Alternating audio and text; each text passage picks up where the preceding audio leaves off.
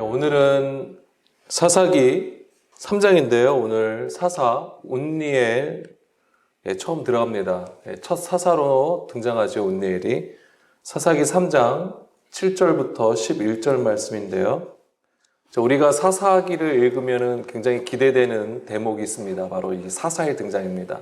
이 사사가 등장하는 것은 굉장히 우리에게 큰 승리의 어떤 맛을 보여주기도 합니다.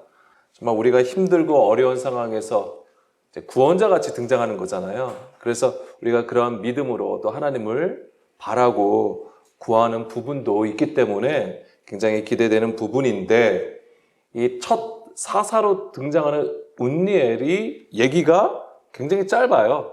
굉장히 길지 않습니다. 그렇지만 굉장히 중요합니다. 왜 그러냐면 장자의 모형과도 같습니다. 첫 사사로 등장하는 것은 장자의 어떤 그런 개념을 가지고 있기 때문에 굉장히 중요합니다. 그렇기 때문에 뭐 이런저런 얘기를 안 붙인 것 같아요. 오히려 굉장히 심플하고 간단하게 우리에게 어떠한 강한 메시지를 전해주는 듯한 느낌마저 듭니다. 오늘 그래서 이 온니엘을 통해서 하나님은 우리에게 어떠한 그림들을 보여주시려고 하는지를 알아야 됩니다. 그리고 그것이 또한 이제 이어서 나오는 사사들의 어떠한 또 모형이기도 하기 때문에 원형과도 같은 거예요. 우리가 반드시 바르게 볼 수 있어야 됩니다. 첫 번째 사사 온니엘에 대해서 볼 건데요. 사사기 1장 11절에서 15절에 이미 나왔습니다. 그때 온니엘이라는 이름이 나왔었죠. 사사기 1장 11절에서 15절인데요. 갈렙이 헤브론을 기업으로 받게 되죠. 기업으로 받은 다음에 이제 드빌이라는 곳을 치게 됩니다. 이 드빌을 칠 때에 바로 이 온니엘이 등장하죠. 이 온니엘이 나와서 이 드빌을 차지하게 됩니다. 그러면서 갈렙의 사위가 되는 거예요. 갈렙의 조카이면서 또한 사위가 되는 것이 바로 온니엘이 됩니다. 이 드빌은 어떤 곳이라고 했었냐면 12절에 보게 되면은 기럇 세벨로 되어 있습니다. 바로 옛지명이에요. 드빌의 옛지명이 됩니다. 그래서 먼저 번에 우리가 이 기럇 세벨에 대해서 잠깐 나눴던 것이 바로 이 기럇 세벨이 무슨 뜻이라고 했냐면 책의 도시라는 뜻이에요. 책의 도시 또는 기록의 도시로 되어 있습니다. 뭐 우리가 일반적으로 뭐 서고가 많다든가 아니면 어떤 책을 저장한 어떤 서고 또는 박물관 많았을 거라는 생각을 할 수도 있는 지역이기도 합니다. 그렇지만 이제 우리가 더 알아야 되는 것은 신약에서 보게 되면은 이것은 무엇을 의미하냐면 율법 조문을 의미하는 거예요.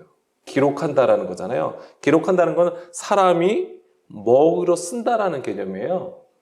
근데 이 율법 조문이 바로 그 얘기예요. 바로 법조문으로 된 계명의 율법. 이것은 사람의 손으로 쓴다라고 하는 것이죠. 그래서 서기관들이나 이 기록자들이 이제 율법을 적는 것이죠. 근데 그것이 무엇을 얘기하냐면 신약에서는 그것이 그런 기록물이 굉장히 귀한 겁니다. 그런데 예수님을 통해서 우리가 볼 수 있는 것은 그것이 흑암이라고 하는 개념이에요. 검은 거잖아요. 이것을 율법 조문에 우리로 하여금 갇히게 만들었다라고 하는 부분입니다. 그래서 이제 수고하고 무거운 짐을 지게 하였던 것이 바로 율법 조문이었던 것이죠. 사람의 손으로 쓴 것, 이것을 의미하는 것이고요. 바로 사람의 계명, 가르침을 가리키는 것입니다. 바로 그것을 폐하여 버린 것을 말하는 거예요. 이 온니엘이 바로 그것을 한 것이죠. 자, 에베소서 2장 14절, 15절 말씀 보겠습니다. 자, 둘로 하나를 만드사 원수된 것 곧 중간에 맡긴 담을 자기 위치로 하시고 법조문으로 된 계명의 율법을 폐하셨으니. 자, 이것은 예수님의 십자가로 이루신 일입니다. 법조문으로 된 계명의 율법이라는 것이 바로 손으로 썼다라고 하는 거예요. 바로 율법 조문인 것이죠. 이것이 하느님과 원수된 것이었습니다. 중간에 막힌 담이었던 거예요. 그래서 그 당시 성전 유대교 지도자들이 많은 사람의 계명들을 만들었던 거예요. 물론 그들이 지난 날을 생각하고 하나님 앞에 더 범죄하지 않기 위하여서 그들이 세운 법이긴 하지만 그게 바로 이제 사람의 열심이라고 하는 거예요. 근데 그런 구조 가운데에 오히려 하나님의 자리에서 선과 악을 판단해 버리는 거예요. 그리고 그 법을 지키지 아니함으로 정죄해 버리는 것이죠. 그것이 바로 창세기 3장에서는 선악을 알게 하는 나무를 먹은 상태였던 것입니다. 이것이 바로 하나님과 원수가 되었던 것인데 바로 예수님께서 십자가로 이것을 폐하여 버리셨던 것이고요. 골로새서 2장 14절에서도 보게 되면은 우리를 거스르고 불리하게 하는 법조문으로 쓴 증서를 지우고 제하여 버리사 십자가에 못 박으시고. 아멘. 바로 이 법조문이라는 것은 결국엔 우리를 거스르고 불리하게 한다고 하는 것입니다. 이 거스른다라고 하는 것은 카타예요. 카타가 무슨 뜻이냐면은 아래라는 뜻이에요. 어떤 방향성을 제시하고 있는 거죠. 그러니까 거스른다는 것은 우리가 하늘에 속한 자가 되어야 되는 거예요. 하나님의 입으로부터 나온 그 모든 말씀으로 살아갈 수 있는 하늘에 속한 자가 되어야 하는데 이건 뭐예요? 이 율법 조문은 우리를 어떻게 하는 거예요? 아래, 땅의 것으로 살아가게끔 방향을 제시했다고 하는 거예요. 그리고 불리하게 하다라고 하는 것은 반대하는 이란 뜻이에요. 반대하는. 또는 마주보고 있는 이란 뜻을 가지고 있습니다. 그러니까 뭐 하는 거예요? 반대 개념이에요. 반대 입장에서 서로 뭐 하는 거예요? 째려보는 거예요. 대처하고 있는 상황을 얘기하는 거예요. 그러니까 서로 용납하지 않은 적의 입장에서 지금 서 있는 상태를 얘기하는 것입니다. 이게 바로 불리하게 하고 있다라고 하는 거예요. 자, 마주보고는 있는데 지금 어떤 상태냐면 바로 수건을 쓰고 있는 상태예요. 수건이 벗겨지지 아니하는 상태. 얼굴과 얼굴을 보지 못하고 있는 상태 또는 그 존재로 만드는 것이 바로 법조문이라고 하는 것입니다. 바로 사람의 손으로 쓴 사람의 계명이 그러한 역할을 하고 있다라고 하는 것이죠. 그러니까 우리가 하나님을 가까이 가기를 원하잖아요. 하나님 뵙기를 원하지만 오히려 뭐예요? 그 마음이 하나님과 멀어지게 하여 오히려 하나님 앞에 불법을 저지르게 하는 것이었습니다. 그런데 이것을 바로 예수님이 십자가로 어떻게 하신 거죠? 지우시고라고 되어 있잖아요. 그 법조문으로 쓴 증서를 지우시고. 자, 이 지우다라고 하는 것은 더러움을 없애다라는 뜻이에요. 더러움을 없애다 또는 이게 뭐냐면 더러움을 없앤다는 개념이 뭐냐면 물론 예수님의 보혈로 맑은 물로 우리를 씻어 깨끗하게 하시는 것이죠. 그런데 이것이 눈물을 닦다라는 개념이에요. 눈물을 닦는 거. 자, 계시록 21장 1절에서 4절 말씀을 볼까요? 또 내가 새 하늘과 새 땅을 보니 처음 하늘과 처음 땅이 없어졌고 바다도 다시 있지 않더라. 또 내가 보면 거룩한 성 새 예루살렘이 하나님께로부터 하늘에서 내려오니 그 준비한 것이 신부가 남편을 위하여 단장한 것 같더라. 새 하늘과 새 땅, 그 다음에 새 예루살렘이 나오고요. 신부, 신랑을 위해서 단장한 신부가 나옵니다. 다 같은 개념이에요. 자, 그런데 3절부터 보게 되면 내가 들으니 보좌에서 큰 음성이 나서 이르되 보라 하나님의 장막이 사람들과 함께 있음에 바로 이 상태가 뭐냐면 아까 그 상태가 뭐냐면 새 하늘과 새 땅, 새 예루살렘, 새 신부라는 것이 뭐냐면 하나님의 장막이 사람들과 함께 있는 상태예요. 자, 이게 뭐냐면 바로 기름 부음을 얘기하는 거예요. 우리가 성령의 기름 부음을 받은 상태를 얘기하는 거예요. 그것이 바로 하나님의 장막이 우리를 덮으신 것이죠. 말씀이 육신이 되어 우리와 함께 하시는 것, 그것을 얘기하는 그게 바로 장막을 치다라는 거의 개념이에요. 하나님이 그들과 함께 계시리니 하나님이 함께 계시는 거잖아요. 그들은 하나님의 백성이 되고 하나님이 친히 그들과 함께 계셔서 모든 눈물을 그 눈에서 닦아주시니 다시는 사망이 없고 애통하는 것이나 곡하는 것이나 아픈 것이 다시 있지 아니하리니 처음 것들이 다 지나갔음이로라. 하나님이 함께 하시는 것이 무엇이냐면 모든 눈물을 닦아주심이에요. 이게 뭐냐면 바로 우리의 더러움을 지워주신다. 없앤다는 거예요. 자, 아까 예수님이 우리의 법조문을 어떻게 하신다? 지우신다고 했잖아요. 바로 그것입니다. 그 그림이에요. 이게 같은 이 연결이 되셔야 돼요. 이 그림이. 그냥 우리 눈물 닦아준다고 예수님이 오셔가지고 막 위로해 주시고 막 이런 거 생각하시면 안 돼요. 그게 이제 바로 이제 어린아이 수준에서 보는 성경입니다. 그게 문자로만 보는 거예요. 이 눈물을 닦아주심이 바로 우리의 더러움을 씻어주시는 것이죠. 그러면 5절, 계시록 21장 5절 보게 되면은 처음 것이 다 지나갔죠? 보좌에 앉으신 이가 이르되 보라 내가 만물을 새롭게 하노라 하시니 바로 이게 바로 만물을 새롭게 하시는 거예요. 바로 우리가 뭐예요? 하나님의 백성으로서 거듭나는 거예요. 이게 성령의 기름 부음을 통하여 우리가 진리를 알므로 자유롭게 되는 상태가 되는 것입니다. 그것이 바로 우리가 흑암에서 깨어나 빛으로 나가는 것이고요. 잠자는 것에서 일어나서 깨어있는 상태를 얘기하는 것입니다. 그것이 바로 우리가 새롭게 됨이에요. 거듭남이라고 하는 것입니다. 이 거듭남이 있어야지만 우리가 비로소 뭐예요?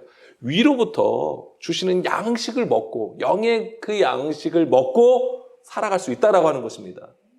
우리가 어떤 상황이 있든지 어떤 히어로나 영웅이 되어서 모든 문제를 그냥 막 팍팍팍 해결하는 그런 걸 얘기하는 게 아니에요. 힘들고 고난 가운데 있다 할지라도 하나님께서 정하신 뜻을 따라서 믿음으로 걸어갈 수 있다라고 하는 것입니다. 그것이 바로 이기는 믿음이에요. 바로 그것을 예수님의 십자가를 통해서 우리 안에 그것을 위해서 우리 안에 사람의 가르침, 법조문을 지우셨다고 하는 것이고, 그 다음에 다시 아까 골로새서 2장 14절에 보게 되면은 제하여 버리셨다고 되어 있잖아요. 지우시고 제하여 버리셨다. 제하여 버리다가 무슨 뜻이냐면 아이로라는 헬라어가 쓰였습니다. 뭐냐면 들어올리다예요. 들어올리다. 이제 뭐예요? 땅의 것으로 살지 아니하고 뭐예요? 들어올렸다는 뭐예요? 왜 위에 하늘에 속한 자로 세우셨음을 얘기하는 겁니다. 이게 뭐예요? 올라가는 거가 뭐예요? 예수님이 올라가신 걸 우리 뭐라고 부릅니까? 부활이잖아요. 이게 부활의 삶이에요. 그러니까 부활에서 죽은 것에서 일어나 올라갔으면 하늘에 속하여 살아가는 그 부활의 삶을 말하는 것입니다. 이게 바로 하나님 나라의 백성이 살아가는 삶이에요. 이 아이로에는 들어 올리다라는 뜻이 있고요. 죄를 속하다, 없이 하다라는 뜻이에요. 그러니까 죄가 없는 상태. 죄가 속하여진 상태. 그것을 의미하는 것입니다. 이 제하여 버리신다라고 하는 것이. 이런 하나님의 일을 구약에 우리가 이 역사적인 사건으로 지금 보고 듣고 읽는 거예요. 지금 이 사사기를 통해서. 사사기뿐만이 아니죠.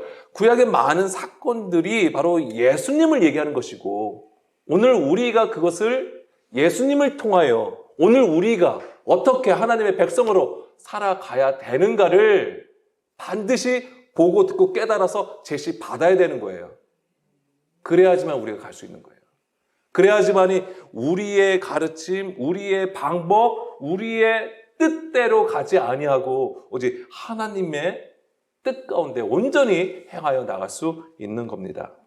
다시 한번 말씀드립니다. 법조문으로 쓴 증서는 사람의 손으로 행한 것을 말하는 거예요. 바로 사람의 열심이라고 하는 거예요.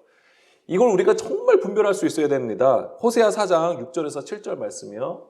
내 백성이 지식이 없으므로 망하는도다. 내가 지식을 버렸으니 나도 너를 버려 내 제사장이 되지 못하게 할 것이요.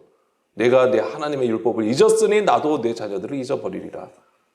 그들은 번성할수록 내게 범죄하니 내가 그들의 영화를 변하여 욕이 되게 하리라. 백성이 지식이 없는 거예요. 하나님을 아는 지식이 없어요. 그러니까 하나님을 잊어버리게 되죠.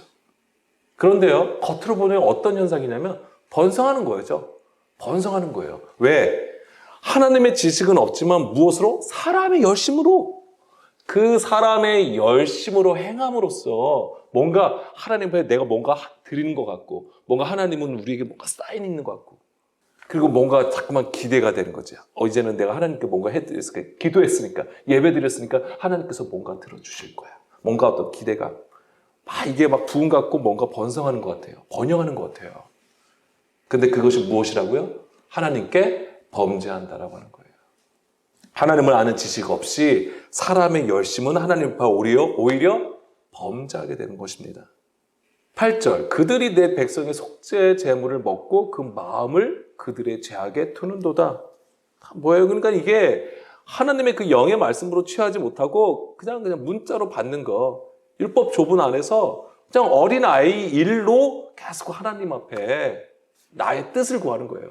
나의 필요를 구하게 되었던 것이죠. 이것이 바로 하나님을 아는 지식이 없는 상태에서 하나님을 하나님으로 알지 못하고 오히려 우상으로 섬기게 되었던 것이죠. 사사기 3장 7절로 돌아가겠습니다. 이스라엘 자손이 여호와의 목전에 악을 행하여 자기들의 하나님 여호와를 잊어버리고 바알들과 아세라들을 섬긴지라.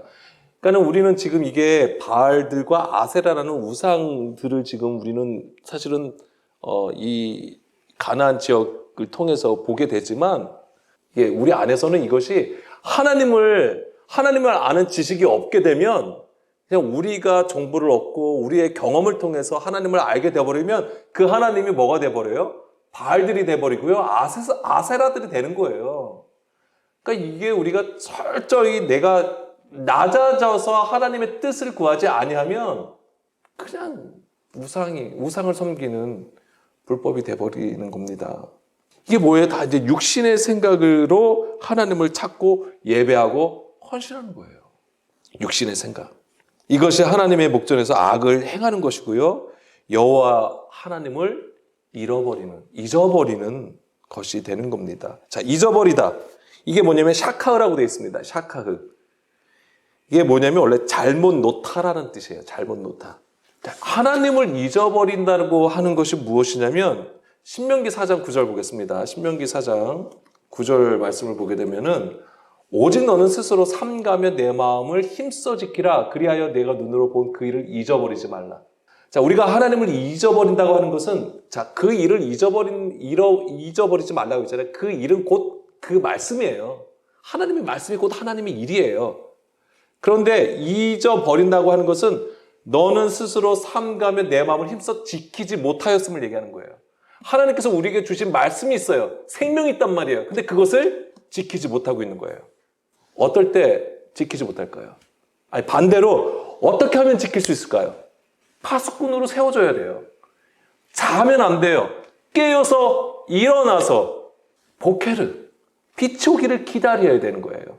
인내할 수 있어야 되는 거예요. 그것이 깨어있는 거예요. 그것이 바로 하나님을 잊어버리지 않는 겁니다. 그러니까 오직 그 말씀을 가지고 삼가며 내 마음을 힘써 지키는 것이 바로 그거예요. 자고 있으면 그것이 뭐예요? 흑암이에요. 흑암. 어두운 가운데 있는 것이죠. 신명기 4장 23절 말씀에서도 보면 너희는 스스로 삼가 너희 하나님 여호와께서 너희와 세우신 언약을 잊지 말고 네 하나님 여호와께서 금하신 어떤 형상의 우상도 조각하지 말라. 우리가 어떤 때에 우상을 만들게 되면 내가 자게 되면 우상을 만들어버리는 거예요. 깨어있지 아니하는 상태. 이것이 신약에서는 어떻게 우리가 읽을 수 있냐면 바로 보아도 보지 못하고 들어도 듣지 못하고 깨닫지 못하는 상태를 얘기하는 거예요. 예수님의 제자들이 예수님과 동행을 하였지만 그들은 여전히 깨닫지 못하는 상태에 있었잖아요. 왜 그러냐면 그들은 사람의 가르침으로 받았던 그 메시아를 예수를 통하여서 그 메시아를 지금 자꾸만 입히는 거예요. 그게 뭐예요? 그게 우상이었던 거예요. 그들은 예수님이 십자가에 죽기까지도 죽어서도 그걸 깨닫지 못하였어요. 언제 그들이 비로소 이제 깨닫기 시작했냐면 오순절에 성령의 강림으로 인하여서 그제서야 이제 비로소 예수님께서 무엇을 말씀하신 것인지, 예수님께서 정말 우리에게 무엇을 가르쳐 주시려고 했는지 그제서야 깨달았다고 하는 거예요. 그것도 뭐 금방 팍팍팍 이루어진 게 아니에요. 스파크처럼 이루어진 게 아니잖아요. 한 걸음 한 걸음, 한 걸음 한 걸음 가면서 내 안에 육신의 생각을 다 제거하시는 거죠. 그런 일을 행하셨던 겁니다. 신명기 8장 14절에 내 마음이 교만하여 내 하나님 여호와를 잊어버릴까 염려하노라. 하나님을 바로 우리 마음이 교만해버리면 바로 하나님을 잊어버리게 되어 있는 거예요. 이 교만하다는 것은 낮은 마음의 반대가 되는 거잖아요. 이 신명기 8장 2절에서 3절 말씀이 뭐예요? 하나님께서 광야로 이끌으신 거, 만나를 먹이신 이유가 뭐라고 하셨습니까? 줄이고 낮추시는 거에 있다고 하셨잖아요. 내가 줄인다고 하는 것은 하나님의 말씀을 먹는다고 하는 거잖아요. 하나님께서 주신 그 만나는 바로 하나님께서 위로부터 주신 거예요. 그걸 상징하는 겁니다. 바로 예수님의 말씀이 되는 것이죠. 그걸 매일 먹는 거예요. 하나님께서 약속하신 전량, 그러니까 하나님께서 약속하신 그 양을 따라서 내가 더 먹고 싶어서 먹을 수 있는 게 아니에요. 그러니까 뭐예요? 철저하게 사람의 것은 철저하게 배제시킨 거예요. 내가 안 먹고 싶다고, 내가 오늘 다이어트 하고 싶다고 해가지고 내가 좀 오늘은 좀 안 먹을게, 이렇게 할 수 있는 게 아니에요. 하나님께서 정하신 분량대로 매일매일 그것을 먹어야 되는 거예요. 그게 하나님의 방법이었어요. 그게 바로 우리의 마음을 낮추는 겁니다. 하나님의 양식을 먹는 거예요. 말씀을 먹는 게 바로 우리가 마음이 낮춰지는 거예요. 낮은 마음이 되는 것입니다. 그래야지만 우리가 하나님을 잊지 않는 거예요. 그게 바로 깨어있음입니다. 자, 다시 사사기 3장 8절로 볼게요. 여호와께서 이스라엘에게 진노하사, 자, 이제는 바알들을 섬기고 아세라들을 섬겨요. 그러니까 하나님께서 진노하시게 되죠. 그래서 하나님께서 어떻게 하셨냐면 그들을, 이스라엘을 메소포타미아 왕 구산 리사다임의 손에 파셨다라고 되어 있습니다. 그리고 이스라엘 자손이 구산 리사다임을 8년 동안 섬겼다라고 되어 있습니다. 자, 이게 뭔지를 알아야 됩니다. 이게 무엇인지를 알아야 되고, 운니엘이 바로 이 구산 리사다임을 진멸했잖아요. 이겼잖아요. 그것이 지금 무엇인지를 알아야 됩니다. 자, 메소포타미아, 이건 메소포타미아죠. 바벨론을 얘기하는 겁니다. 그런데 이제 원래 우리는 이제 메소포타미아라고 이제는 번역이 됐으니까 그냥 딱 그 지역, 바벨론 딱 생각을 합니다. 그런데 이게 뭐냐면 히브리어로는 이렇게 되어 있습니다. 아람 나하라임으로 되어 있어요. 아람 나하라임. 이게 무슨 뜻이냐면 두 강들이란 뜻이에요. 두 강들. 그러니까 뭐 실제적으로는 아마 지역적으로 보게 되면 유브라데스와 다그리스 강일 거예요. 이 두 개의 실제적인 강이 있습니다. 그런데 이 두 강들이라고 하는 것은 뭘 얘기하냐면 어떤 그 강이 두 개잖아요. 그러니까 이게 뭐냐면 갑절의 강이에요. 뭐냐면 강물이 범람하는 것을 우리에게 사실은 가르쳐 주는 거예요. 지금 이스라엘이 있잖아요. 지금 그러니까 뭐가 밀려온 거예요? 어마어마한 홍수가 밀려온 거예요. 뭐예요? 하나님의 심판이죠, 이게. 우리가 이것을 노아의 홍수에서 보는 거잖아요. 똑같은 거예요. 이스라엘 백성이 하나님의 은혜를 모른 채 하나님을 잊어버리니까 하나님께서 이제는 그들을 심판하시는 건데 뭐예요? 강물로, 홍수로 심판하시는 거를 보여준다고 할 수 있습니다. 시편 104편 9절입니다. 주께서 물의 경계를 정하여 넘치지 못하게 하시며 다시 돌아와 땅을 덮지 못하게 하셨나이다. 이게 하나님의 은혜였던 거예요. 그런데 이제 이 하나님의 은혜가 우리의, 이스라엘의 죄악으로 어떻게 되는 것이죠? 허무신 거예요. 이 경계를 허무시니까 뭐 한 거예요? 물이 넘쳐 범람하게 된 것이죠. 하나님의 은혜에 있을 때 그것이 뭐예요? 바로 장막 안에 있음을 얘기하는 거예요. 주의 말씀을 듣는 것을 얘기하는 겁니다. 그랬을 때는 하나님께서 우리를 지키시지만 그것이 없어지면 경계가 없어짐으로써 물이 범람하게 되는 것입니다. 이것이 바로 하나님의 심판인 것이고요. 그런데 이 홍수에서 밀려나지 않으려면 어떻게 해야 되죠? 예수님이 가르쳐 주셨잖아요. 마태복음 7장에서 반석 위에 집을 지어야 되는 거예요. 반석 위에 집을 짓는다고 하는 것은 그리스도를 우리의 머리로 삼는 교회를 우리가 세워줘야 됨을 얘기하는 거예요. 이것이 그냥 우리가 그냥 구한다고 되어진 게 아니에요. 그리스도와 온전히 연합할 수 있어야 되는 거예요. 그 말씀으로 우리가 하나가 됨을 가르쳐 주신 겁니다. 자, 그런데 이 메소포타미아 왕 누가 등장하냐면 구산 리사다임이라고 되어 있습니다. 자, 이 구산이라고 하는 것은 뭐냐면 구스예요, 구스. 에디오피아, 우리가 오늘 지역으로 얘기하면 에디오피아를 얘기하는 거예요. 구스라는 의미가 있고요. 이 리사다임, 라샤의 복수형이에요. 자, 이 라샤의 복수형. 이게 뭐냐면, 그러니까 이 구산 리사다임이라는 것은 무슨 뜻이냐면, 배나 사악한 구산이에요. 배나 사악한. 이게 두 배죠. 배. 두 배의 사악함이란 뜻이에요, 이게. 리사다임이라고 하는 것이. 뭐예요? 우리의 죄와 허물을 얘기하는 겁니다. 그러니까 지금 이스라엘이 지금 죄악 가운데 있잖아요. 그러니까 하나님의 방법은 뭐예요? 이방의 강한 것을 가지고 오셔서 지금 이스라엘을 치시는 것입니다. 북이스라엘이 아수르에게 멸망당한 거, 남유다가 바벨론에게 멸망당한 거 다 그런 원리예요. 하나님이 이스라엘을 심판하실 때에 이방 민족을 데리고 오셔서 그렇게 심판하셨던 겁니다. 그렇지만 하나님은 그 심판으로 끝나신 게 아니었어요. 온전히 남은 자, 주께로 돌아오는 자, 말씀이 되어서 말씀을 가지고 오는 자들을 위하여 하나님은 그 일을 행하셨던 겁니다. 하나님의 목적은 돌아오라예요. 돌아오라. 내게로 돌아오라입니다. 오늘 우리에게도 똑같이 말씀하시는 거예요. 지금 우리가 지금 바벨론에 있는지 지금 홍수빛 떠밀려 가고 있는지도 지금 모르고 있는 상황인데 하나님은 돌아오라 오늘도 말씀하십니다. 자, 그래서 이 구산을 리사다임, 아까 구산이 구스라고 했잖아요. 흑암이에요. 그러니까 검은 건데 물론 우리가 검게 타는 거와 관련해서도 또 좋은 의미로 우리가 해석이 되기도 했지만, 자, 여기서는 그 반대로 얘기를 하겠습니다. 자, 계시록 9장 1절 말씀 볼게요.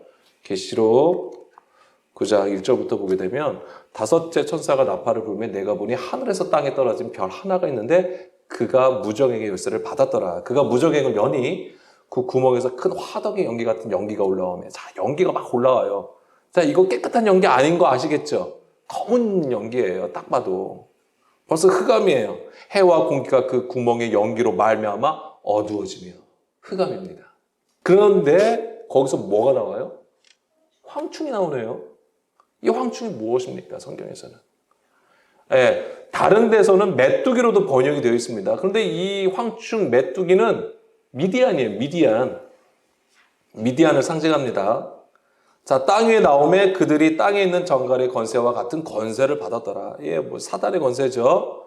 그들에게 이르시되 땅의 풀이나 푸른 것이나 각종 수목을 해하지 말고 오직 이마에 하나님의 인침을 받지 아니한 사람들만 해하라. 이마에 인침을 받지 아니하는 사람들만 해하라. 심판을 받으라는 얘기예요. 어떤 자들만? 어떤 자가 심판받아요?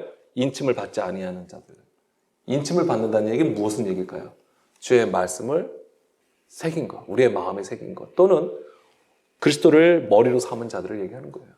주의 말씀으로. 그러니까 나의 육신의 생각을 따라서 움직이는 것이 아니라 하나님의 그 뜻을 따라 그 말씀에 온전히 듣고 순종하여 가는 자들을 얘기하는 겁니다.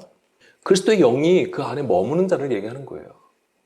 그 영이요 생명이신 말씀을 듣고 순종하는 자들을 얘기하는 것이고요. 자, 이 얘기는 사실 에스겔 9장 3절에서 6절 말씀을 보게 되면, 에스겔 9장 3절부터 6절 말씀을 보게 되면, 자, 누가 등장합니까? 자, 그룹에 머물러 있다 이스라엘 하나님의 영광이 성전 문지방에 이르러니 여호와께서 그 가는 베옷을 입고 서기관에 먹그릇을 찬 사람을 불러. 자, 먹그릇을 찬 사람이 있습니다. 근데 하나님께서 뭐라고 하십니까? 이마에 표를 그리라고 하세요. 근데 이 이마에 누가 그 표가 그림을 당하는 자가 누구냐면 4절이죠. 너는 예루살렘 성읍 중에 순행하여 그 가운데서 행하여 모든 가증한 일로 말미암아 탄식하여 우는 자의 이마에 표를 그리라고 하는 거예요. 모든 가증한 일로 말미암아 탄식하여 우는 자. 뭐냐면 내 성전이 세워질 곳에 가증한 것이 세워진 것을 깨닫는 자예요. 내 안에 우상이 있음을 깨닫는 자를 얘기하는 거예요. 스스로 서 있는 자, 스스로 옳다고 여기는 자, 의롭다고 여기는 자를 그는 절대 이것을 할 수가 없어요. 오직 내 마음이 낮춰져서 상한 심령이 된 자들, 나는 죄인입니다. 나는 아무것도 할 수 없는 존재입니다. 그런 자들만이야. 그런 자들을 위하여서 하나님께서 명하신 것이 바로 이마의 표를 그리라고 하는 것입니다. 그런 자에게 뭐예요? 성령의 기름 부음을 허락하신다고 하는 거예요. 다시 사사기 정리하겠습니다. 갑자기 정리인데요. 왜 정리냐면 이제 운니엘이 이제 이 구산 리사다임을 이겨버리는 거잖아요.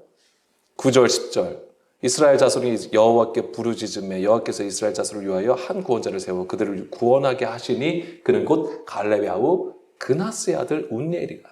자, 운니엘이 무슨 뜻이냐면 하나님의 능력이란 뜻이에요. 하나님의 힘.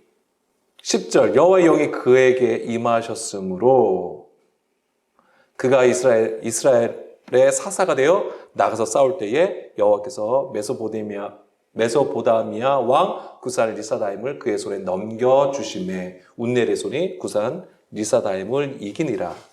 그 땅에 평온이 40년 동안 이어져요. 죽기까지. 운넬이 죽기까지. 자, 그런데 지금 이 운니엘이 구산 리사다임을 이긴 것이 무엇이냐면 이 하나님의 능력이라고 했잖아요.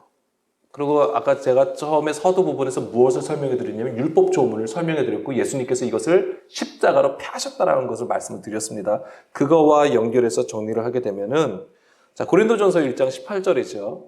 십자가의 도가 멸망하는 자에게는 미련한 것이요 구원을 받는 우리에게는 하나님의 능력이라.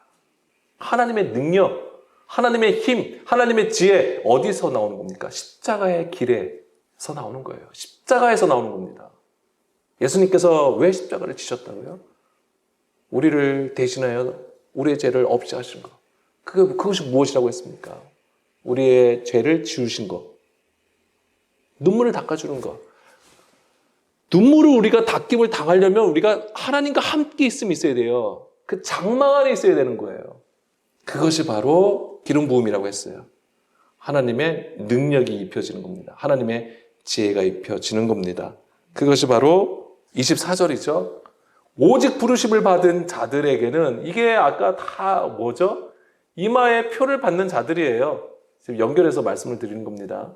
오직 부르심을 받은 자들에게는 유대인이나 헬라인이나 그리스도는 하나님의 능력이요 하나님의 지혜니라. 그리스도는 말씀이 육신인데 우리 가운데 오셨습니다. 장막을 치시는 거예요. 그분과 함께 할 때에 우리는 사도행전 26장 18절 눈을 떠서 어둠에서 빛으로 사탄의 권세에서 하나님께로 돌아올 수 있는 겁니다. 이제 우리가 땅의 자식이 아니라 빛의 자녀로 하나님 앞에 설 수 있는 거예요. 땅의 장막에 거하는 자가 아니라 하늘의 위의 장막에 거하는 자가 될 수 있다라고 하는 것입니다. 이것을 위해서 예수님이 오셨던 거예요. 자, 앞으로 계속 사사를 볼 겁니다. 또 뭐 기드온이나 뭐 삼손과 같이 아주 어마어마한 또한 이야기들을 가지고 있는 사사들도 있습니다만 사사를 통해서 우리가 더더욱더 이 예수님의 일하심, 예수님께서 우리에게 보여주신 그 은혜, 구원의 그 일을 더 정확하게 보았으면 좋겠습니다. 이 시간 우리 함께 기도하겠습니다.